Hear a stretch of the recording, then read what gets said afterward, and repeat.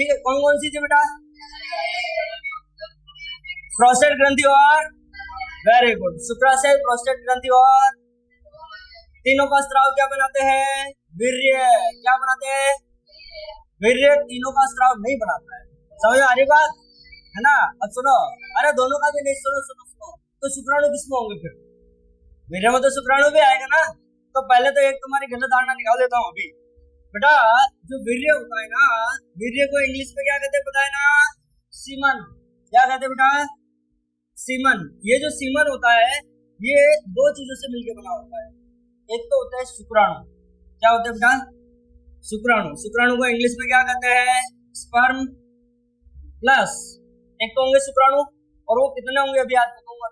आज वीर्य के बारे में पढ़ने वाले अपन, ठीक है, क्योंकि अपन ने प्राथमिक जनन अंग पढ़ लिए, सहायक नलिकाएं पढ़ ली, अरे पढ़ी ना कल, ठीक है। फिर अगला अपन ने पढ़ लिया सहायक ग्रंथियां, बाह्य जनन अंग वो आज पढ़ा दूंगा अभी, ठीक है। और आज वीर्य भी पढ़ लेंगे, और हो सकता है आज अपन नर जनन तंत्र को क्या कर देंगे? कंप्लीट कर लेंगे। अरे बात सुनिए, अब सुनो मेरी बात। वीर्य के अंदर एक तो शुक्राणु होते हैं जो कहां से आए बेटा? वृषण से। दूसरे जो तीनों ग्रंथियों से आने वाले स्त्राव है, तीनों ने सॉरी मुख्यतः दोनों ग्रंथियों से। किस किस से बेटा? एक तो शुक्राशय से और एक प्रोस्टेट ग्रंथि से। आ रही बात समझ में? ठीक है। तो उनके जो स्त्राव होते हैं उन स्त्राव को प्लाज्मा कहा जाता है। क्या कहा जाता है बेटा? अब तुम कहोगे कि सर प्लाज्मा तो हमने ब्लड में भी पढ़ा था, रक्त में, तो वो वाला प्लाज्मा या नहीं है, या वीर्य प्लाज्मा कहते हैं, एक सीमन प्लाज्मा। सीमन प्लाज्मा, ये दोनों मिलके क्या बनाते हैं बेटा? वीर्य बनाते हैं। तो आपको पता होना चाहिए कि वीर्य में क्या क्या होता है ना? क्या क्या होता है? एक तो शुक्राणु होंगे और एक हमारा सीमन प्लाज्मा, जो कहां से आ रहा है? शुक्राशय और प्रोस्टेट ग्रंथि से। बोलो सही है यहाँ तक? ठीक है। तो ये भी लिख लो आप कि वीर्य किस किस से मिलकर बना होता है। एक काम करते, रुको रुको, पहले रिवीजन कर लेते फटाफट से, फिर मैं लिखवा दूंगा इसको, व्यवस्थित लिखूंगा इसको, है ना? सुनना ध्यान से। जो शुक्राशय होता है ना, ये क्षारीय द्रव का निर्माण करता है। इसका क्षारीय द्रव का निर्माण करता है, जो वीर्य का 60 से 70% भाग बनाता है। कितना बनाता है? याद है सभी को? ठीक है। फिर अपन आगे बढ़े तो फिर अपन ने देखा कि इसके अंदर होता क्या क्या है। जब अपन ने इसके अंदर देखा होता क्या क्या है, तो शर्करा, फ्रक्टोज। इसका मतलब शुक्राणु कौन सी शर्करा काम में लेते हैं? सही बात है, ठीक है। फिर अपन आगे बढ़े। अच्छा, और क्या क्या होता है इसके अंदर? प्रोस्टोग्लैंडिन्स। क्या होता है? प्रोस्टोग्लैंडिन्स। ये क्या करता है बेटा? ये मादा के अंदर, मादा के जनन मार्ग में संकुचन उत्पन्न करता है, जिससे शुक्राणु अंदर गति करते हैं। मतलब शुक्राणु को अंदर खींचने का काम करता है। बात समझ में? केवल अकेले शुक्राणु अंडाणु तक नहीं पहुंच पाते। समझ में आया था? ठीक है। फिर अपन काम बढ़े थे आगे, और आगे बढ़ के फिर अपन क्या पढ़ा? इसके अंदर सर कैल्शियम आयन भी बहुतायत में पाए जाते हैं। जो किस रूप में पाए जाते हैं? क्या मुक्त होते हैं? क्या सिट्रेट आयन के साथ बंधे हुए होते हैं। याद है? मैं सिट्रेट आयन की संरचना भी बताई थी आपको, ठीक है। सिट्रिक अम्ल से आता है। हरी बात समझे? फिर अपन क्या पढ़े?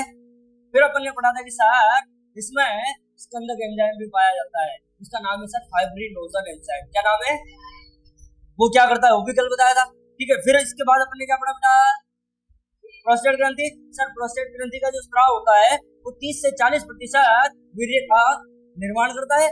30 से 40% वीर्य का निर्माण करता है। इसका मतलब दोनों मिलकर 100% वीर्य बना देते हैं। आधी बात याद समझ में? अच्छा, उसमें भी क्या क्या होता है? उसमें बेटा स्कंदक एंजाइम पाए जाते हैं। उसके अंदर भी और क्या होता है? फाइब्रिनोलाइसिन एंजाइम होता है। कौन सा एंजाइम होता है? और कैल्शियम आयन होते हैं, और फॉस्फेट आयन होते हैं। याद आया? ठीक है। तो इन दोनों का जो स्त्राव है वो मिलकर क्या कर देता है? वीर्य बना देता है। फिर अपन ने क्या पढ़ा बेटा? फिर हमने पढ़ा बल्बो यूरेथ्रल ग्रंथि का ऊपर ग्रंथि। याद आ गया? वो क्या करती है? तो सर वो एक क्षारीय चिपचिपा पदार्थ का श्रवण करती है, जो कैसा होता है? पारदर्शी होता है, बिल्कुल पानी के जैसा, ठीक है। अच्छा, वो क्या करता है सर? तो वो ये करता है कि नर के अंदर मूत्र मार्ग और जनन मार्ग दोनों एक ही होते हैं, और मूत्र मार्ग ज्यादातर मूत्र का त्याग करने का काम करता है। इसका मतलब वहां से ज्यादातर कौन सा माध्यम निकल रहा है? अम्लीय, क्योंकि हमारा मूत्र कैसा होता है? अम्लीय, ठीक है। तो वो जो नली होती है मूत्र मार्ग, वो कैसी होती है? अम्लीय। तो पहले वीर्य को बाहर निकालने से पहले उसको क्षारीय में कन्वर्ट किया जाता है, ठीक है। और ये काम कौन करता है? बल्बो यूरेथ्रल ग्रंथि का स्त्राव। और दूसरा काम और वो क्या करता है बेटा? स्नेक के काम। अरे बस में लुब्रिकेंट का काम करता है। कब? सेक्सुअल कोपुलेशन के समय या संभोग के समय, है ना, जिसको इंटरकोर्स भी कहा जाता है, आप जानते हो अच्छे से। ठीक है, आगे बढ़ा जाए। लिखना, सहायक ग्रंथियों के स्त्राव को सहायक ग्रंथियों के स्त्राव को वीर्य प्लाज्मा, चाहो तो इंग्लिश में लिख लो, सीमन प्लाज्मा मत लिखना, एक काम करना, जो लिख लेना सेमिनल प्लाज्मा लिख लेना। वीर्य प्लाज्मा या सेमिनल प्लाज्मा कहते हैं, जो इसको हिंदी में भी कुछ कहते तो है, शुक्राणु द्रव कहते हैं। क्या कहते हैं? शुक्राणु द्रव। ठीक है, सेमिनल प्लाज्मा कहते हैं जो फ्रक्टोज शर्करा, कैल्शियम आयन तथा स्कंदक एंजाइम से भरपूर होता है। भरपूर मतलब इसमें बढ़िया मात्रा में पाया जाता है। क्लियर है? आगे बढ़ा जाए। टॉपिक लगाओ, वीर्य। इंग्लिश में क्या कहते हैं? सीमन। क्या कहते हैं? सीमन। ठीक है, लगा लिया तो सुनना ध्यान से। बेटा, वीर्य जो होता है ना, वो एक क्षारीय पदार्थ होता है। कैसा होता है बेटा?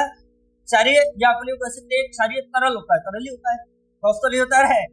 ठीक है, कैसा होता है? तरल, है ना, एक क्षारीय तरल होता है। अब बात करते हैं कि इसके अंदर होता क्या है। अगर, अच्छा, कल मैंने आपको इजैकुलेशन समझाया था, स्खलन, वीर्य का बाहर निकलना क्या कहलाता है? स्खलन कहलाता है। कहां से बाहर निकलना? पहले सीधी सी बात है। ठीक है, अब सुनो तुम ध्यान से। एक बार जो वीर्य का स्खलन होता है ना नर में, उसमें वीर्य की जो मात्रा निकलती है वो नॉर्मली 3 से 4 ml मात्रा होती है। कितने? 3 से 4 मिलीलीटर। कितनी होती है? 3 से 4 ml। और अगर अपन इसमें शुक्राणुओं की संख्या की बात करें तो बेटा, इस 3 से 4 ml में शुक्राणुओं की जो संख्या होती है वो 200 से 300 मिलियन होती है। कितनी होती है? 200 से 300 मिलियन। क्या अनुमान लगाया कभी कितनी हो सकती है? क्या सोच रहे होंगे? 100-150 होंगी, 1500 के आसपास ही होती है। ये कहां से पढ़ लिया बेटा तुमने? मिलियन का मतलब समझे तुम? 1 मिलियन में 10 लाख होते हैं। कितने? इसका मतलब 200 और 300 को लग, हाँ, आप 10 से मल्टीप्लाई कर लेना, 10 लाख से जो आएगा उतना आ जाएगा। अरे बात समझ में? मैं यूं कह सकता हूँ क्या कि 2000 से 3000 लाख कह सकता हूँ ना? 2000 से 3000 लाख शुक्राणु होते हैं, जिसमें एक बार जो इजैकुलेशन होता है, एक बार जो स्खलन होता है वीर्य का, अरे बात समझ में? उसकी मात्रा कितनी होती है? 3 से 4 ml होती है। अरे बात समझ में? ठीक है, अच्छा, इसका मतलब एक बात समझ में आ रही है आपको कि अगर मैं 1 ml वीर्य की बात करूं तो 1 ml वीर्य के अंदर लगभग 50 से 150, कितना? 50 से 150 मिलियन शुक्राणु, है ना, इसमें 1 ml वीर्य के अंदर। 1 ml तो समझ ही गए होंगे तुम। अरे बात समझ में? अच्छा, 1 ml वीर्य में, इसका मतलब सर अगर इतने हैं तो जो नर है वो कैसा होगा? फर्टाइल होगा, अरे जनन क्षमता वाला होगा। अगर इससे कम है तो कुछ लफड़ा पड़ेगा, है ना। सामान्यतः इससे थोड़ी बहुत कम होती है ना, कोई फर्क नहीं पड़ता है। थोड़ी बहुत मतलब मान लो 50 से नीचे आ गया, 40 हो गए, 35 हो गए। लेकिन यदि किसी नर के अंदर, अरे बात समझ में, यदि किसी नर के अंदर 1 ml में जो शुक्राणुओं की मात्रा है अगर 20 मिलियन से नीचे आ गई, क्या आ गई? 20 मिलियन से, तो इस कंडीशन को ओलिगोस्पर्मिया कहते हैं। क्या कहते हैं बच्चों? ओलिगोस्पर्मिया। और ओलिगोस्पर्मिया वाला जो नर है उसमें प्रॉब्लम आती है, क्या कि फर्टिलाइजेशन होने के चांस बहुत कम होते हैं, है ना। मतलब वो जनन क्षमता वाला लगभग मैं कह सकता हूँ कि नहीं होता है। हरी बात समझ में? उसमें उर्वरता नहीं होती। उर्वरता समझ गए? अरे फर्टाइल नहीं समझे क्या? जिसमें जनन करने की क्षमता होती है ना उसे फर्टाइल कहते हैं, और जिसमें जनन करने की क्षमता नहीं होती है उसे नॉन फर्टाइल क्या कहा जाता है? Non fertile. इंग्लिश में, हिंदी में कौन शुद्ध? तो बेटा उर्वर और अनुर्वर करते हैं। समझ में आया यहाँ तक? ठीक है। तो अगर किसी नर के अंदर 1 ml वीर्य के अंदर यदि 20 मिलियन से कम शुक्राणु हो गए या 20 मिलियन ही हो गए तो उस कंडीशन को क्या नाम देते हैं? उस कंडीशन को नाम देते हैं बच्चों ओलिगोस्पर्मिया। क्या कहते हैं? ओलिगोस्पर्मिया। और इस कंडीशन में जो नर होता है उसमें जनन करने की क्षमता नहीं होती है। अब आप सोच रहे होंगे सर कैसे? वो ऐसे कि बेटा अधिकांश जो शुक्राणु होते हैं ना, वो जब तक उनका स्खलन होता है और जब तक वो मादा जनन मार्ग में पहुंचते हैं, उनकी क्या हो जाती है? मृत्यु हो जाती है। और है ही 20 मिलियन, तो 20 मिलियन की क्या हो जाएगी? मृत्यु हो जाएगी। समझ में आ रही बात? यहाँ तक समझ में आया?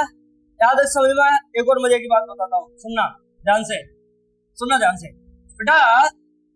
ये जो 3 से 4 ml में 200 से 300 मिलियन शुक्राणु होते हैं ना, अगर नर उर्वर है, फर्टाइल है, जनन करने की क्षमता है, इसका मतलब इसके जो 60% शुक्राणु होंगे ना, 60% शुक्राणु वो जनन क्षम होने चाहिए, है ना, मतलब वो जिंदा होने चाहिए। बढ़िया, ठीक है। इसका सीधा सीधा मतलब यह है कि लगभग 40% तो पहले ही मर जाते हैं। अब आप अनुमान लगा लो कि कितने शुक्राणु मर रहे हैं ऐसे। हमारी बात समझ में? हालांकि इससे भी ज्यादा मरते हैं, अभी अपन आगे बात करते हैं, ठीक है। तो ये 60% कैसे होने चाहिए? जीवित होने चाहिए, ठीक है, जिनमें क्षमता हो। अच्छा, इन 60% का भी 40% शुक्राणु, कितने? 40। इन 60% के, मैं कह रहा हूँ टोटल के नहीं है, हमारी बात समझ में? इसका 60% कैसे होने चाहिए? जीवित होने चाहिए, बढ़िया होने चाहिए। और इसके 40% अच्छी गति वाले होने चाहिए, है ना, या मैं कह दूं अच्छी क्षमता वाले होने चाहिए, जिससे क्या हो सके बेटा, उनमें से कोई एक आधा शुक्राणु तो कम से कम बता रहा हूं मैं, 2-4 शुक्राणु तो कहां तक पहुंच जाए? अंडाणु तक। समझ में आ रही बात? ठीक है। तब तो वो नर कैसा होगा बेटा? तब तो कैसा होगा? उर्वर। और बाकी कैसा हो जाएगा? अनुर्वर, है ना, नॉन फर्टाइल हो जाएगा। मतलब यदि किसी नर में 200 से 300 मिलियन मान लो शुक्राणु है, लेकिन इन शुक्राणु का 60% मर गया और 40% ही है, तो फिर उसमें भी फर्टिलिटी नहीं। समझ में आ रही बात? यहाँ तक समझ में आया? तो इससे ज्यादा तो इसमें कुछ है नहीं। लिखवा दो फटाफट, ठीक है, लिखो। सारी बातें समझ में आई ना भाई? किसी को कोई डाउट तो नहीं है? लिखो। क्या तुमको पहले पता था क्या? हाँ सर, किसको पता था? ऐसा मान क्या आदमी कौन बैठा है? वीर्य एक क्षारीय तरल है, ठीक है। फिर इसी में लिखना सेकंड पॉइंट, नोट्स अपन पॉइंट वाइज ही बनाएंगे, आपको पता है, ठीक है। सेकंड पॉइंट लिखना, एक स्खलन में, स्खलन समझ गए है, इजैकुलेशन। एक स्खलन में 3 से 4 ml वीर्य निकलता है। एक स्खलन में 3 से 4 ml मिलीलीटर वीर्य निकलता है, जिसमें शुक्राणु की संख्या कितनी होती है भाई? ये लिखो 200 से 300 मिलियन। बाकी कन्वर्ट करना तुमको आता ही है, हो गया, ठीक है। अच्छा, इसकी भी कंडीशन है बेटा, इसकी भी कंडीशन है, वो कंडीशन आप समझ गए होंगे, बाकी इसकी मात्रा घट जाती है। क्लियर है? आगे बढ़ो। क्या लिखा?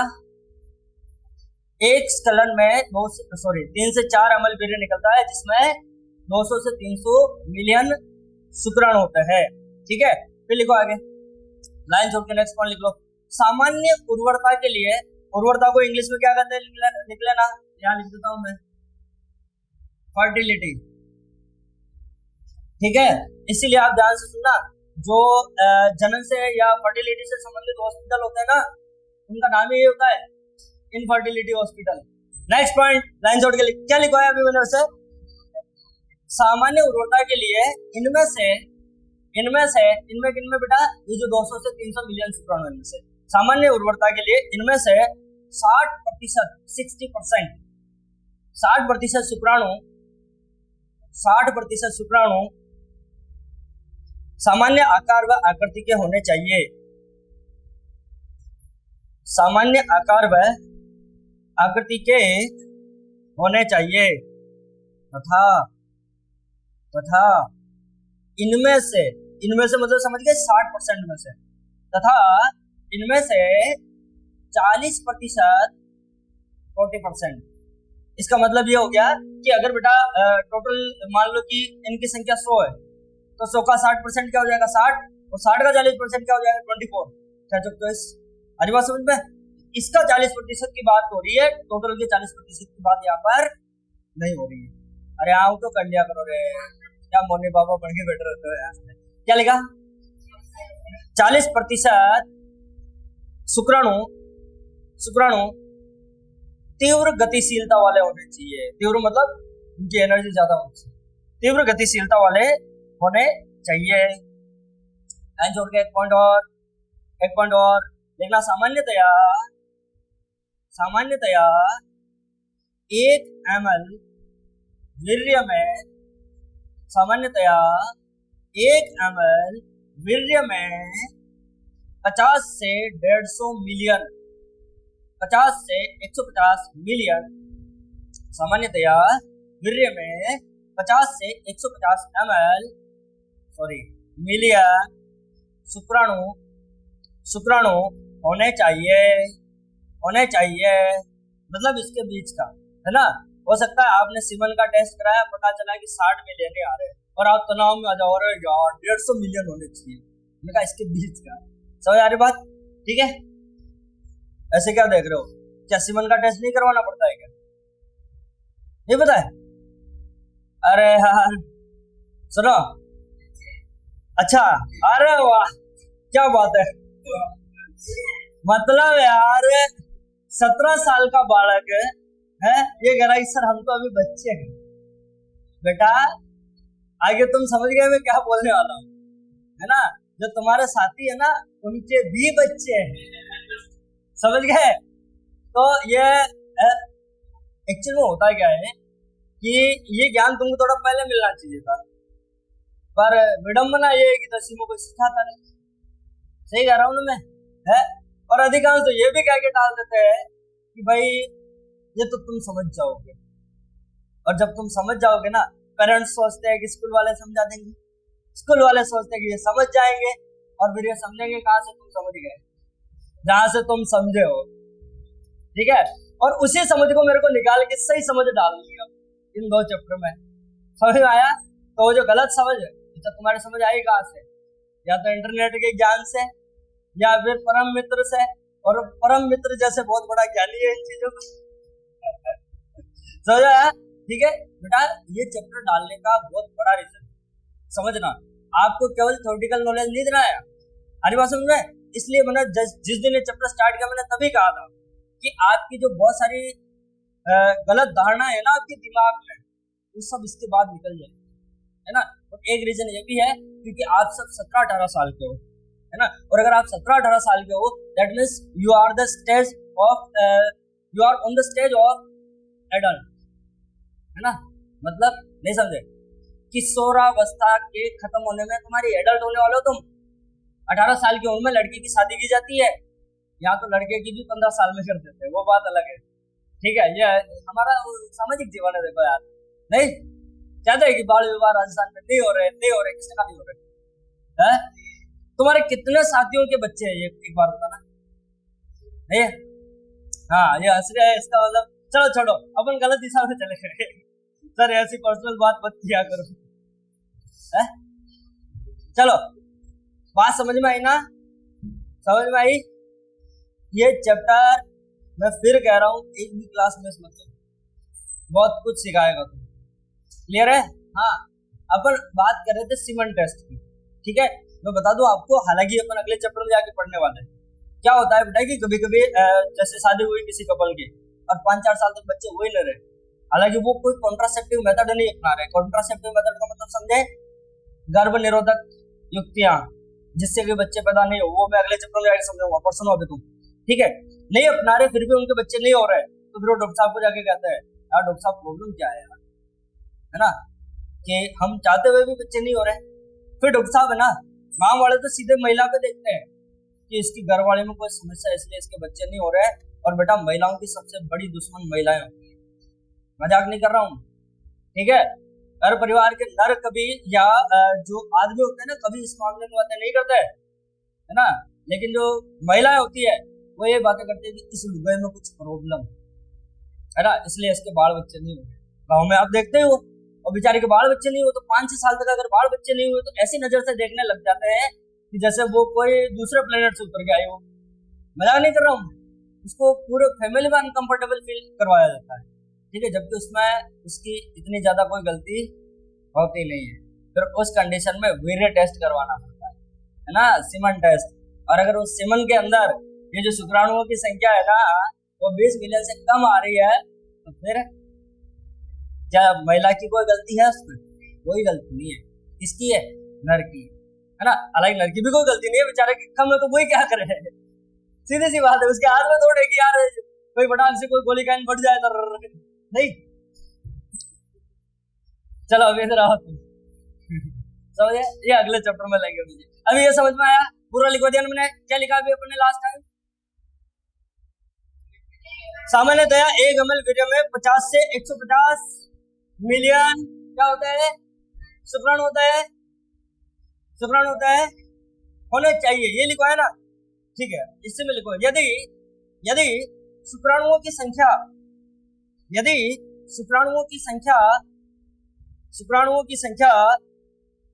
1 ml वीर्य में, यदि शुक्राणुओं की संख्या 1 ml वीर्य में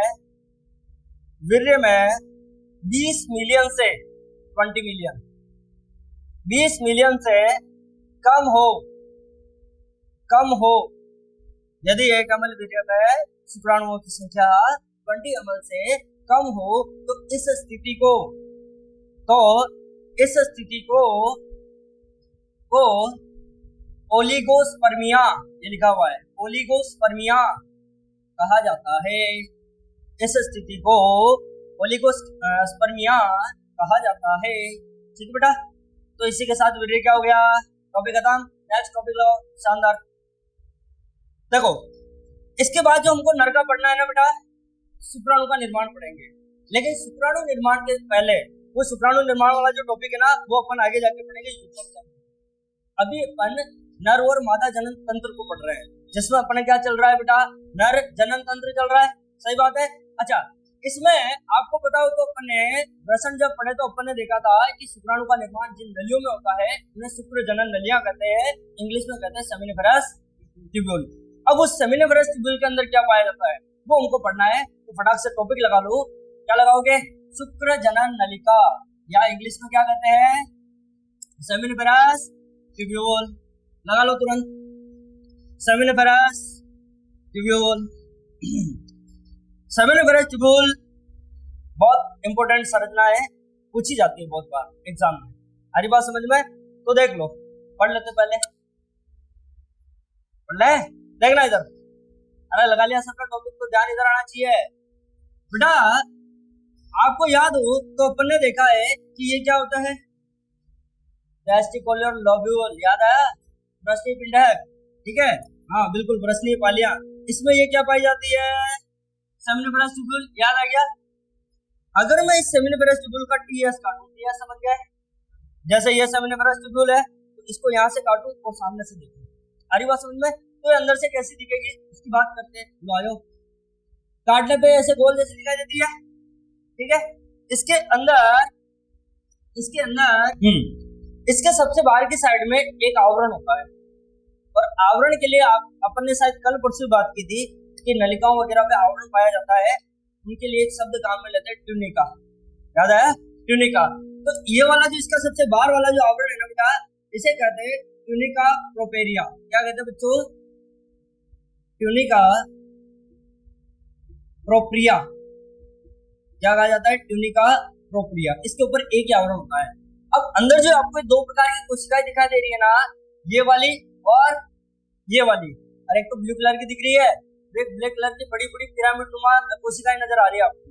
ब्लू कलर की संख्या में ज्यादा है और ब्लैक कलर की संख्या में। ये दोनों जो कोशिकाएं है ना बेटा, ये एक ही जनन स्तर से बनती है, उसे कहते हैं जननिक स्तर, या क्या कहा जाता है, जननिक उपकला। उपकला समझिए, एक परत होती है। जो जननिक उपकला है दो प्रकार की कोशिकाएं बनाती है। कौन कौन सी? पहली तो अच्छा, जननिक मतलब जो जनन में भाग लेने वाली होती है। अरे बात समझे? जननिक उपकला से दो प्रकार की कोशिकाएं बनती है। एक तो ये बाहर वाली, इनको स्पर्मेटोगोनिया कहते हैं। क्या कहते हैं बच्चों? हिंदी में कहे तो शुक्राणु मात्र कोशिकाएं कहा जाता है। क्या कहा जाता है? शुक्राणु मात्र कोशिका, या इनको और भी कह सकते हैं नर जनन कोशिकाएं भी कह सकते हैं। अपने इंग्लिश में याद रखना सबसे बेटर। क्या कहते हैं इनको? स्पर्मेटोगोनिया। स्पर्मेटोगोनिया, और हिंदी में कहे तो नर जनन कोशिकाएं। ठीक है, नर जनन कोशिकाएं। और ये जो आपको ब्लैक कलर की दिखाई दे रही ना, ब्लैक कलर की कोशिकाएं, वेरी इंपॉर्टेंट सेल्स। क्यों? क्योंकि बेटा या तो सेमिनिफरस ट्यूब्यूल की संरचना पूछी जाती है, या केवल क्वेश्चन आता है सर्टोली कोशिकाओं के कार्य लिखिए। जिस प्रकार से पादपों में किसका आता है, एपिडम का, याद आया, एपिडम बहुत इंपॉर्टेंट थी। उसी प्रकार से यहाँ पे ये जो ब्लैक कलर की कोशिकाएं आपको दिखाई दे रही है बेटा, ये वाले, ये बहुत इंपॉर्टेंट है, और इनको कहा जाता है बच्चों सर्टोली कोशिकाएं। एक बार संरचना देख लो, फिर मैं इनके कार्य समझाने वाला हूँ। क्या होती है सर्टोली कोशिकाएं। और ये जो आपको अंदर लाल लाल कलर के दिखाई दे रहे हैं, ये क्या होते हैं बेटा, ये होते हैं आपके शुक्राणु। क्या होते हैं, स्पर्म। ठीक है, तो संरचना में समझ में आया। अब अपन एक एक चीज को उठाते हैं इनको। ठीक है, हालांकि इसमें एक आधी चीज छूट रही है, वो अभी मैं अंदर ही बताऊंगा, क्योंकि अभी लिख भी दूंगा तो तुम्हारे कुछ समझ में नहीं आएगा। ठीक है, सुनना ध्यान से। होता क्या है, अगर अपन सेमिनिफरस ट्यूब्यूल को काट के देखते हैं तो सबसे बाहर तो उसके एक संयोजी ऊतक का आवरण पाया जाता है, और उस आवरण को अपन क्या कहते हैं बच्चों, ट्यूनिका प्रोप्रिया। क्या कहते हैं? जब इसके अंदर आया जाता है तो इसके अंदर जननिक उपकला होती है। कौन सी उपकला होती है? जननिक उपकला। उपकला मतलब एक परत होती है कोशिकाओं की। वो जननिक उपकला दो प्रकार की कोशिकाओं से मिलकर बनी होती है, या दो प्रकार की कोशिकाएं बनाती है। कौन कौन सी बेटा? बाहर की साइड में ये जो छोटी छोटी घनाकार कोशिकाएं दिखाई दे रही है, संख्या में अधिक होती है, घनाकार होती है, छोटी होती है, इन कोशिकाओं को स्पर्मेटोगोनिया कहा जाता है। क्या कहा जाता है? स्पर्मेटोगोनिया, और हिंदी में कहते हैं नर जनन कोशिकाएं। इनके नाम से ही पता चल रहा है कि ये जो शुक्राणु बने हैं ना, तो रेड रेड कलर के, इन शुक्राणुओं को बनाने का काम कौन करेगी? ये करेगी। हमारी बात समझ में? नर जनन कोशिका। तो फिर सर ये सर्टोली कोशिकाएं क्या करेगी? इन सर्टोली कोशिकाओं के कार्य बहुत दास। बिल्कुल, क्या जोड़ा है यार, वेरी गुड। ठीक है, जैसे टेपिडम है ना, टेपिडम परागकणों को क्या कर रही थी? पोषण प्रदान कर रही थी। ये भी क्या करेगी? शुक्राणुओं को पोषण प्रदान करेगी। आगे जाके जब अपन शुक्राणु जनन पढ़ेंगे ना, शुक्राणु का निर्माण, वहां पे ये चीज आपको बहुत अच्छे से समझ में आएगी। लेकिन अभी जो काम की बात है वो ये है कि जो सर्टोली कोशिकाएं है ना, ये बहुत इंपॉर्टेंट काम करती है ना। इनके 4-5 है और बहुत ही तगड़े तगड़े काम है, अभी तुमको समझ में आएंगे, ध्यान से सुनना। इनका जो सबसे पहला काम होता है, सबसे पहला काम, ये जो शुक्राणु बन रहे हैं ना, इनको पोषण प्रदान करना, इनकी देख रेख करना। क्या करना बेटा? देख रेख करना। इसीलिए इनको नर्स कोशिकाएं भी कहा जाता है। क्या कहा जाता है? Nurse sales. नर्स सेल्स मतलब, अच्छा नर्स का काम क्या होता है हॉस्पिटल में? पेशेंट की देखभाल करना। दूसरा काम, जैसे किसी का बच्चा पैदा हुआ तो जो माता है वो तो आपको पता है 1-2 दिन तक बिल्कुल व्यस्त हालत में रहती है, बहुत ज्यादा कंडीशन खराब रहती है, तो वो तो बच्चे की देखभाल कर नहीं सकती है। हमारी बात समझ। तो जैसे ही बच्चा पैदा होता है उसकी पहली देखभाल कौन करता है? नर्स करती है। यही काम यहाँ पे हो रहा है भाई। यहाँ पे इससे जैसे शुक्राणु बना, अब शुक्राणु बना तो ये तो बना के छोड़ देगी। जब ये बना के छोड़ देगी तो शुक्राणु की जो देखभाल करने का काम है वो कौन करेगी? सर्टोली कोशिकाएं। इसीलिए सर्टोली कोशिकाओं को नर्स कोशिकाएं भी कहते हैं, क्योंकि बच्चे की तरह क्या करती है और क्या प्रदान करती है? पोषण। अगली बात ध्यान से सुनना, ये जो सर्टोली कोशिकाएं हैं, ये सर्टोली कोशिकाएं एक हार्मोन का स्रावन करती है। किसका स्रावन करती है बच्चों? हार्मोन का। इसका हार्मोन का। तुमको नींद आ जाएगी क्या आगे बैठे बैठे? तो क्या ये सोच रही है कि कल की क्लास में क्यों नहीं आई? आया तो फिर इतना लाउड में क्यों बैठा हो यार? तुम्हारा मुंह लटके होने वाले चाहिए क्लास में, वो पीछे बैठा है ऐसे। अरे यार बेटा तेरे को गरम बदम तो टफ गान थोड़े रहे यहाँ, साला इतना इंटरेस्टिंग टॉपिक चल रहा है यार। नहीं अगर देखा नर्स कोशिकाएं क्यों कहते हैं नर्स कोशिकाएं? समझ में आया? अब इससे थोड़ा आगे बढ़ते हैं। ये दूसरा काम ये करती है कि एक हार्मोन का स्रावन करती है, और बेटा वो हार्मोन है इनहिबिन। कौन सा हार्मोन? इनहिबिन। ये शब्द कभी सुना है तुमने? इनहिबिशन। शुद्ध हिंदी में कहते हैं संदमन। क्या कहते हैं? संदमन। इस हार्मोन को संदमक हार्मोन कहा जाता है। अब तुम सोच रहे होंगे सर संदमक का मतलब तो होता है गति कम करना। गति कम करना ये कैसे करेगा? सुनना बात, सुनना ध्यान से। एक्चुअल में यहाँ जो शुक्राणुओं का निर्माण हो रहा है ना, किससे बेटा? नर जनन कोशिकाओं से। अरे वैसे तो हो रहा है, ये जो निर्माण हो रहा है ना, ऐसे ही नहीं होता है। क्यों? अरे भाई ये सेमिनोफेरेंस ट्यूबुल तो जन्म से ही अपने अंदर है साला, और जन्म से ही क्या शुक्राणु बनते हैं क्या नर में? नहीं बनते ना। नर में शुक्राणु बनना कब प्रारंभ होते हैं? 10-11 साल की उम्र में, प्यूबर्टी के टाइम। और तुम साले 17 साल के बच्चे बैठ के कह रहे हो कि सर अभी तो हम बच्चे हैं। नहीं सुनो, 10-11 साल की उम्र में शुक्राणु बनना प्रारंभ हो जाते हैं। इसका मतलब द्वितीयक लैंगिक लक्षण आने लग जाते हैं। सही कहा मैंने? अब वो जो शुक्राणु बनने लगते हैं ना, ऐसे ही अपने ही बनने लग जाते हैं, या कोई जाके कहता है? कहना पड़ता है ना यार, है? जैसे किसी के शादी में किसी को काम करवाना है, ठीक है, या काम करना है, तो भैया जब तक आप जाके नहीं बोलोगे तब तक तो घर पे फैल के बैठा रहेगा। हमको तो किसी ने कहा ही नहीं होता है क्या? जाके आता जोड़ी करनी पड़ती है ना, यहाँ पे भी करनी पड़ती है। तुमको पता है यहाँ जो शुक्राणु का निर्माण स्टार्ट होता है ना, वो स्टार्ट किया जाता है, कौन करता है? कुछ याद आ रहा है? Very good. पीयूष ग्रंथि। कौन सा हार्मोन आएगा? LH hormone. यहाँ नहीं आता है। LH तो क्या करवाता है? लीडी कोशिकाओं के पास जाता है भाई, और क्या करवाता है? टेस्टोस्टेरोन का स्राव। भूल गए? LH कहाँ जाएगा? लीडी के पास, और क्या करवाएगा? टेस्टोस्टेरोन। उधर से टेस्टोस्टेरोन क्या करेगा? हमारे अंदर द्वितीयक लैंगिक लक्षण लाएगा। ये काम शुक्राणुओं का निर्माण LH नहीं करवाता है, LH नहीं आता है। यहाँ पे पीयूष ग्रंथि से एक दूसरा हार्मोन आता है, नाम है FSH। क्या नाम है? FSH। 11 में पढ़ा ना, फोलिकल स्टिमुलेटिंग हार्मोन। वो हार्मोन आएगा यहाँ प्यूबर्टी के टाइम दौड़ के, और इन कोशिकाओं को कहेगा क्या जिंदगी भर सोते रहोगे क्या? अब तो जाग जाओ, है? बच्चा 11-12 साल का हो गया है, तुरंत शुक्राणु बनाओ फटाफट। कौन कह रहा है? FSH, follicle stimulating hormone. इनको कह रहा है। अरे बस हो गया। इसीलिए यहाँ से शुक्राणु का निर्माण स्टार्ट होता है। इसका मतलब बेटा शुक्राणु का निर्माण करवा कौन रहा है? FSH। कर कौन रहा है? नर जनन कोशिका। आ कहां से रहा है? पीयूष ग्रंथि से। समझ आई बात? तो जिंदगी में कुछ भी सीधा सीधा नहीं होता है। समझ आया? अभी इधर आओ, तुम वापस इधर आओ फटाफट से, ठीक है भाई? आदेश किसने दिया? पीयूष ग्रंथि ने। लेके कौन आया? FSH। पहुंचाया किसको? शुक्राणु किसने बनाया? इसने।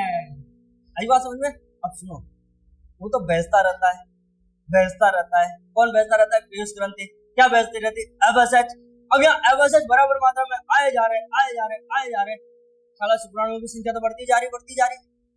और नर्स कोशिकाएं गिनती की है, और जब नर्स कोशिकाएं गिनती की है तो जब तक ये पसंद नहीं देगी उनको, बेचारे परिपक्व कैसे होंगे? हरी बात समझ में? अब यहाँ पर पहले से ही बहुत सारे शुक्राणु उपस्थित है, और पीछे आगे लाइनें लग रही है शुक्राणुओं की, और हमको पोषण चाहिए। तो क्या सबको मिल पाएगा? क्या नहीं मिल पाएगा ना। अरे वपर में जाते हैं चिमड़ा, गाँव में नहीं, गाँव में मस्त काम है साला। गाँव में तो पंक्तियां लगाई और बढ़िया समिति वाले आ जाए, पूरी दाल, और अपन डांट भी सकते उसको, टिका रे। वपर में क्या होता है? वपर में साला तंदूर का जो स्टॉल लगा हुआ है उसको भीड़ पड़ रही होता है ऐसा। गए हो ना, है ना? अब भीड़ पड़ रही है, बेचारे किसी को तंदूर खाने तो उसको भूखा निकलना पड़ेगा वहां से, या तो वो पीछे से बाइक में आवाज लगा के अरे थोड़ा उधर डाइवर्ट करो, मिठाई खिलाओ थोड़ी देर, नहीं? या फिर क्या होगा? वहां से भूखा निकलना पड़ेगा। क्यों? क्योंकि बेटा स्टॉल है के खाने वाले इतने जने पहुंचेंगे कैसे वहां तक? सेम वही कंडीशन यहाँ हो रही है। बेचारी सर्टोली कोशिकाएं तो गिनती की है ना, श्राप संख्या में शुक्राणु बन के पीछे आते जा रहे, कहां से खिलाएगी? ठीक है, तो ये पहले तो परेशान होती है, फिर ये काम करती है कि यार ऐसे काम नहीं चलेगा यार, ऐसे तो साले तुम इतना अंधाधुंध शुक्राणु साले मेरे जीव नहीं है क्या? मर जाओगे हमें? नहीं। तो फिर ये क्या कहोगे पता है? ये एक हार्मोन बनाएगी। कौन सा? इनहिबिन। तो पता है इनहिबिन हार्मोन क्या करेगा? ये इनहिबिन हार्मोन पहुंचेगा पिट्यूटरी ग्लैंड के पास, पीयूष ग्रंथि के पास। इसके माध्यम से, ब्लड के माध्यम से। हार्मोन हमेशा ब्लड के माध्यम से ही जाते हैं, पता है आपको? अरे बस मुझे ये पहुंचेगा कहाँ? पीयूष ग्रंथि को। और पीयूष ग्रंथि को कहेगा कि बना थोड़ी शांति रख। क्या? कि वैसे ही बहुत सारे शुक्राणु इकट्ठे हो रखे हैं, थोड़ी देर के लिए ये जो FSH आप डाल रहे हो ना ब्लड में, इसको कम कर दो भाई साहब। हम जानते हैं आप मास्टर जी हो, लेकिन हाथ जोड़ के विनती कर रहे हैं कि थोड़ा कम डालो। मास्टर ग्रंथि है ना, नहीं समझे? ठीक है, कि थोड़ा FSH कम डालो। क्या डालो? FSH कम डालो। इसका मतलब FSH की मात्रा को ये क्या करेगी, संध में क्या करेगी, संध में। कौन कर रहा है ये काम, हार्मोन, इसीलिए इसको नाम ही इनहिबिन दिया है, संधमक हार्मोन दिया है।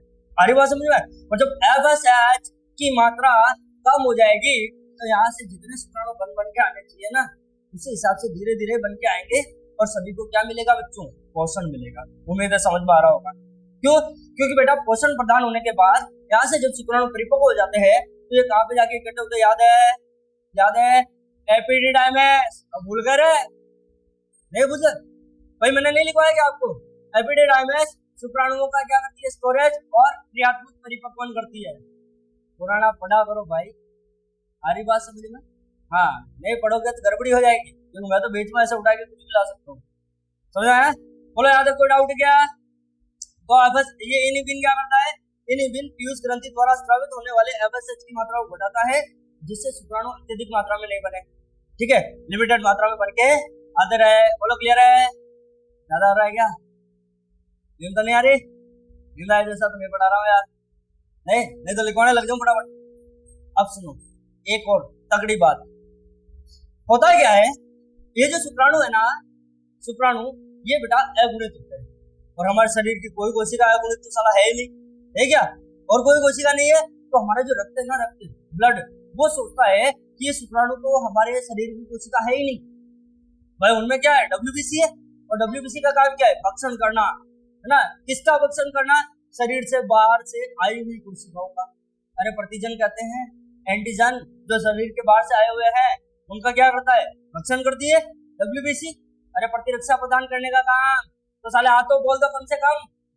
मेरे को ऐसा लग रहा है मैं बिल्कुल ही नई क्लास में ये चीजें पढ़ाई है यार, तुमको क्या नहीं पढ़ाई क्या, ठीक है। तो भक्षण करने वाली जो कोशिकाएं है, अगर उनके संपर्क में शुक्राणु आ गया वो क्या करेगी, इसका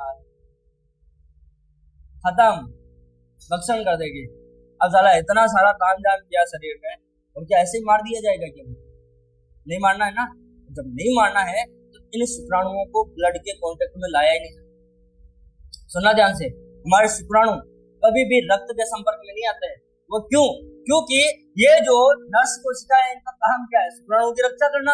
अब रक्षा करना ना, तो हमारा जो ब्लड है यहाँ तक तो पहुंचता है, लेकिन ये जो कोशिकाएं हैं, जैसे ये कोशिका मैं हूँ, मेरे पास में कोशिका है, तो ये कोशिकाएं क्या करती है, दोनों ऐसे हाथ मिलाती है, और हाथ मिला के ऐसे आवरण बना देती है, मतलब यहाँ देखिए इस प्रकार से, ठीक है, प्रवर्धन निकालती है दोनों साइड में, और दोनों साइड में क्या कर देती है, आवरण बना देती है। अच्छा, ये आवरण क्या करेगा, ये आवरण रक्त को इधर से इधर नहीं आने देगा। सारी बात समझ में, इसलिए इस आवरण को रक्त वृष्णीय आवरण कहते हैं। ये जो आवरण दिख रहा है ना, इसको क्या कहा जाता है बच्चों, रक्त वृष्णीय आवरण। क्यों कहते हैं, क्योंकि ये रक्त को शुक्राणु के संपर्क में नहीं आने देता है। सारी बात समझ, इससे क्या फायदा होता है बेटा, कि रक्त शुक्राणुओं को मारता नहीं है, बाकी अगर WBC के कांटेक्ट में कोई भी शुक्राणु आ गया तो उसको नष्ट कर दिया जाएगा। समझ में आई बात, तो कितना इंपॉर्टेंट काम करती है, यहाँ तक क्लियर है। एक चीज और करती है, ये एक प्रोटीन बनाती है, उस प्रोटीन का नाम है बच्चों ABP। क्या नाम है, ABP न्यूज नहीं है ना, ये क्या है, ABP का मतलब है एंड्रोजन बाइंडिंग प्रोटीन। लिख देता हूं मैं यहाँ, क्या होती है, एंड्रोजन बाइंडिंग प्रोटीन। समझ रहा है ये प्रोटीन क्या करता है, बहुत मजेदार चीज है। एंड्रोजन बाइंडिंग प्रोटीन जो होता है ना, एंड्रोजन बाइंडिंग प्रोटीन, अच्छा एंड्रोजन क्या होता है, टेस्टोस्टेरोन, नर जनन हार्मोन, ठीक है, ये उसके साथ बंध बनाती है।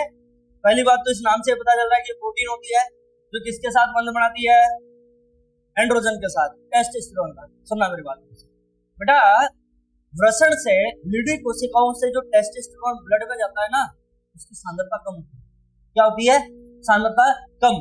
तो ये जो प्रोटीन है, ये उस टेस्टोस्टेरोन के अणुओं को पकड़ पकड़ के एकत्रित करता है, और एकत्रित करके टेस्टोस्टेरोन की सांद्रता बढ़ाता है, ताकि लक्षण अच्छे से आ सके किसके, नर के। अगर ये नहीं होगा, ध्यान से सुनना होगा, अगर ये प्रोटीन नहीं होगा तो जो टेस्टोस्टेरोन होगा ना, वो तरल आएगा, मतलब तनु आएगा, तरल से कैसा आएगा बेटा, तनु। तो नर में जितने लक्षण आने चाहिए ना नर के, आ ही नहीं पाएंगे। हरी बात समझ में। तो ये और क्या करती है बेटा, एक प्रोटीन बनाती है एंड्रोजन बाइंडिंग प्रोटीन। ये एंड्रोजन बाइंडिंग प्रोटीन क्या करता है, टेस्टोस्टेरोन के साथ जुड़कर उसकी सांद्रता बढ़ाता है, जिससे कि वो प्रभावी रूप से कार्य कर सके। बोलो समझ में आया? एक क्वेश्चन पूछूं, चलो ऐसे ही ध्यान सुनिए। अगर किसी नर में से सर्टोली कोशिकाओं को हटा दिया जाए तो एंड्रोजन हार्मोन पर क्या प्रभाव पड़ेगा? ऑप्शन सुनना। एंड्रोजन हार्मोन की रक्त में मात्रा बढ़ जाएगी। सेकंड ऑप्शन, एंड्रोजन हार्मोन की रक्त में मात्रा घट जाएगी। थर्ड ऑप्शन, रक्त में एंड्रोजन हार्मोन नहीं आएगा। फोर्थ ऑप्शन, रक्त में एंड्रोजन हार्मोन तनु आएगा।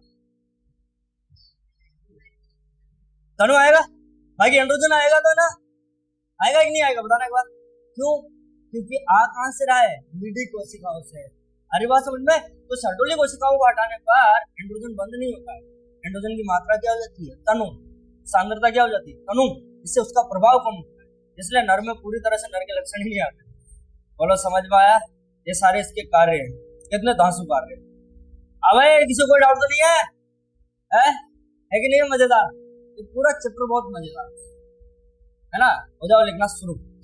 पहले डायग्राम बनाओगे? अरे मूड है बनाने का, बनाओ फटाफट। इस डायग्राम के नीचे एक काम करना बेटा, ऐसे लिख देना टीएस ऑफ एसएफटी या शुक्र जनन नलिकाओं का टीएस। टीएस समझ गए? एक तो होता है एलएस, एक होता है टीएस। बोलो क्लियर है? हो जाओ शुरू। फर्स्ट पॉइंट लिखना बेटा, फर्स्ट पॉइंट एसएफटी, शॉर्ट में ही लिखेंगे, मैं पूरा नाम नहीं बोलूंगा। एसएफटी बोले तो सेमिनिफेरस ट्यूब्यूल, लेकिन एसएफटी जननिक उपकला से, देख लोगे ना जननिक उपकला को, एसएफटी जननिक उपकला से आरेखित होती है,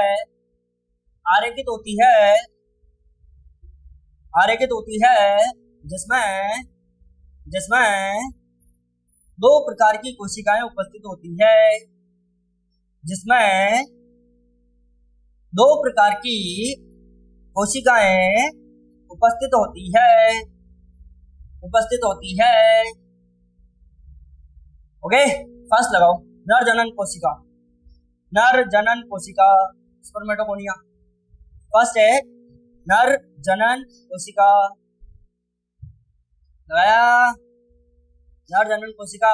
इसमें लिखना, इसमें भी अपन, इसमें तो एक ही बात लिखने बस, देखना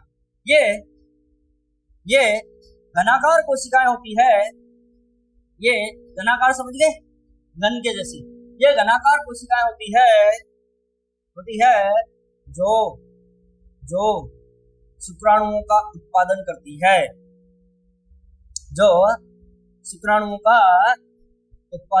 है, बेटा। एसएफटी के अंदर अगर अपन देखें ना तो 90% से ज्यादा तो केवल और केवल क्या होती है, स्पर्मेटोगोनिया, और 10% से कम क्या होती है, सर्टोली कोशिकाएं। ठीक है बेटा, तो लिख लिया पहला नरजनन कोशिका क्या करती है बेटा, ये घनाकार होती है और शुक्राणुओं का निर्माण करती है। ओके, सेकंड लिखना सर्टोली कोशिका।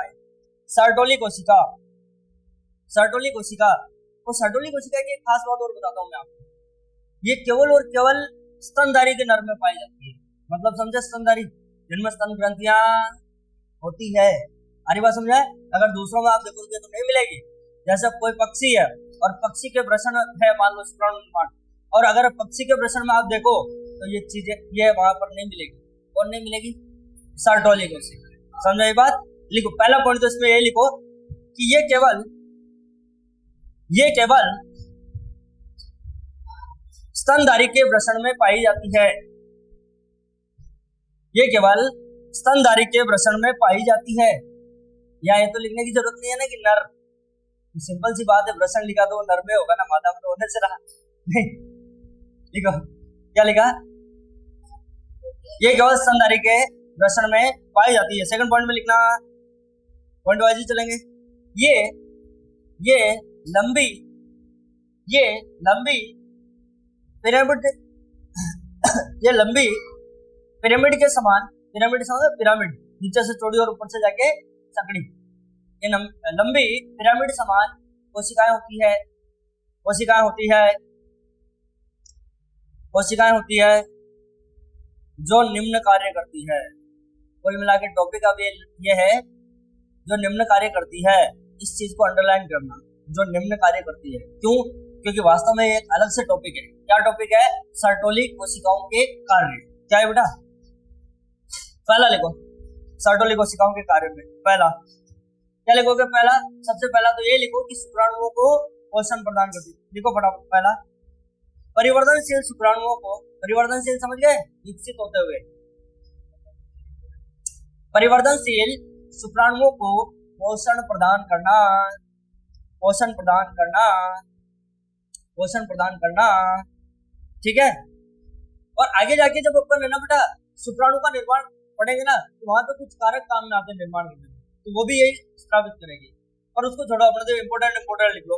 दूसरा कार्य लिखना बेटा, दूसरा कार्य इनहिबिन हार्मोन का, ये लिखा हुआ है इनहिबिन, संदमक हार्मोन। इनहिबिन हार्मोन का, इनहिबिन हार्मोन का स्रवण करती है, स्रवण समझ गए? अभी बताया मैंने। इनहिबिन हार्मोन का स्रवण करती है जो जो पीयूष ग्रंथि से, जो पीयूष ग्रंथि से FSH हार्मोन, पीयूष ग्रंथि से FSH hormone, follicle stimulating hormone, वो लिखा हुआ है FSH। इसको आगे जाके जब अपन मादा जनन तंत्र पढ़ेंगे, उसमें मादा जनन तंत्र के अपन पढ़ने वाले हैं वो MC, मेंस्ट्रुअल साइकिल, उसमें इसका कार्य और दासु होता है, वहां पढ़ेंगे। ठीक है, तो अभी क्या लिखा? पीयूष ग्रंथि, चल एक बार बोलो, पीयूष ग्रंथि से FSH के स्त्राव को, ये बोला, कम करता है, स्त्राव को कम करता है या संदमित करता है। FSH के स्त्राव को कम करता है या संदमित करता है। यहाँ पे ब्रैकेट में एक बात लिखना जरूरी है, लिखना ब्रैकेट में, FSH हार्मोन, FSH हार्मोन शुक्राणु निर्माण को प्रेरित करता है। FSH हार्मोन शुक्राणु निर्माण को प्रेरित करता है। अभी मैंने समझाया ये। अरे भाई FSH जी तो इधर से बना के भेजेगा इनको, ठीक है। थर्ड, तीसरा कार्य, FSH हार्मोन शुक्राणु निर्माण को प्रेरित करता है। प्रेरित मतलब स्पीड बढ़ाता है। आगे बात समझ में? फिर लिखो, हाँ ये लिखो, यह कौन एसेप्टी। नेक्स्ट पॉइंट है, तीसरा पॉइंट है कार्य में, यह रक्त वृष्णीय आवरण, आवरण की जगह आप एक काम करो यार, अवरोध लिखो, है ना, अवरोधक, ये लिख लो पहले। यह रक्त वृष्णीय अवरोधक, अवरोधक मतलब समझ गए? रोकने वाला। अरे बात समझे? यह रक्त वृष्णीय अवरोधक बनाती है जो, यह रक्त वृष्णीय अवरोधक बनाती है जो शुक्राणुओं को किसके संपर्क में नहीं आने देगा? अरे रक्त के नहीं, भक्षक कोशिकाओं के, WBC। अरे बात समझे? अब ना बिल्कुल रक्त में पाई जाती है, पर वो लिखना ज्यादा बेटर है, भक्षक कोशिका। तो क्या लिखा है पता? जो शुक्राणुओं को भक्षक कोशिकाओं के कोष्ठक में लिख लेना बोले यहाँ पे WBC, ठीक है बेटा।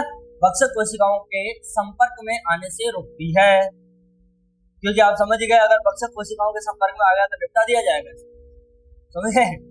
आगे बढ़े, देखो लास्ट पॉइंट लिखना ये, यह ABP ब्रैकेट में लिखना एंड्रोजन बाइंडिंग प्रोटीन, यह ABP लिख लिया, स्रावित करती है, अरे ये लिखा हुआ है, यह ABP स्रावित करती है जो टेस्टोस्टेरोन को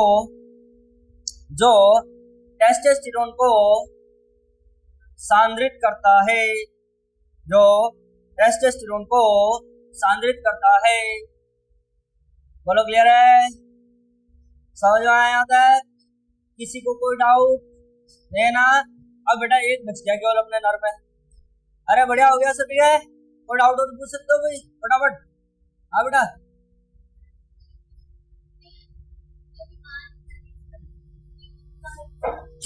एक मिनट। अरे भाई क्या प्रश्न पूछ लिया, सुनो ध्यान से, बहुत अच्छा क्वेश्चन है बालिका का। बालिका कह रही है कि सर आप कह रहे हो कि ब्लड के कांटेक्ट में नहीं आएगी, लेकिन जब यहाँ से परिपक्व होकर बाहर निकलेगी तब तो ब्लड में जाएगी। क्या वीर्य कभी ब्लड के कांटेक्ट में आता है क्या? नहीं आता ना। याद करो कल लिखवाया था शुक्राणुओं का मार्ग, साला नली से बाहर ही नहीं निकलते शुक्राणु। याद है कुछ? एसएफटी में बने, जहां से पहुंचे रेटेटेस्टिस, इसमें फिर वहां से एफरेंशिया, साले बासा एफरेंशिया। That's very wrong. आप कोई याद नहीं करके आए हो? मेरा मुंडा ऐसे देख रहे हो जैसे मैं पहली बार बोल रहा हूँ। वापस सुनना ध्यान से, पूरा शुक्राणुओं का मार्ग आपको याद होना चाहिए। सेमिनिफरस ट्यूब्यूल, फिर रेटाडास्टिस, फिर एपिडेर्मिस, फिर स्क्लन वाहिनी, फिर मूत्र मार्ग, फिर बाहर। बताओ कल समझाया कि नहीं? लिखवाया भी था। क्या इसमें ब्लड कहीं पे बीच में आया क्या? नहीं आया ना। इसका मतलब बेटा हमारे शुक्राणु और वीर्य कभी भी ब्लड के कांटेक्ट में है। समझ में आई ना बात? आ रही बात समझ में? अब भाई तो शुक्राणुओं का पोषण किससे मिलता है? फ्रक्टोज शर्करा से ना। ये तो पोषण प्रदान करती है। बाहर आने की बात कर रहा हूँ वीर्य में। आ रही बात में? कल वाला क्वेश्चन था। चलो यहाँ तक ठीक है, यहाँ तक ठीक है, सभी को बढ़िया समझ में आ गया। केवल और केवल अब बाह्य जनन अंग बचा है पेनिस। क्या बचा है बेटा? सिस्म। उसको कल पढ़ लेंगे और फिर कल अपन किसकी तरफ मूव कर जाएंगे? मादा जनन तंत्र की।